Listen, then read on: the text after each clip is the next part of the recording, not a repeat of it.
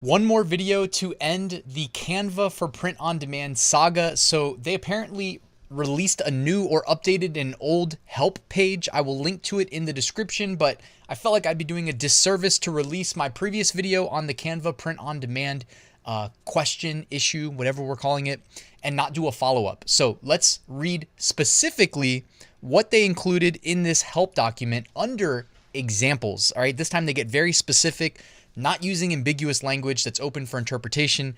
Let's read it really quickly. So if we want to sell t-shirts and other printed products, they give us an example here. John wants to create a t-shirt and mug designs and sell them using a print-on-demand service. John uses a mixture of graphics and fonts to create his original designs. This is allowed under our content license agreement. Nadia wants to design and sell posters using print-on-demand. Her design consists of a single photo with a border around it. Nadia cannot use pro or free photos from Canva for her poster designs because her use would be considered standalone use.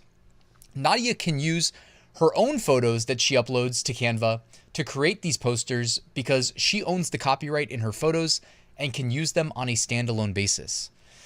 So they're giving us some specific examples here, and I guess the real takeaway is that word standalone, as weird as it is to say, because, okay, you can't click one graphic, but if you add multiple, right? If you add two graphics, I guess, right?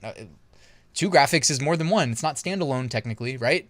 So if you use a mix of graphics and or fonts, then you should be okay based on what we see here. Also, guys, check out this link because it covers ebooks, it covers digital art, printables, etc. All right, so in case you're selling anything like that, it's probably worth checking out. But I wanted to make a short follow-up video and try to focus it in scope mainly to print on demand, mainly to t-shirts, since that's the main product that I sell, probably the main product that most of you guys sell.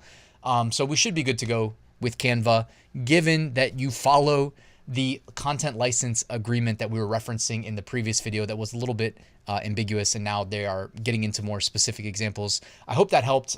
Happy Friday. Have a good weekend, guys. I'll see you soon.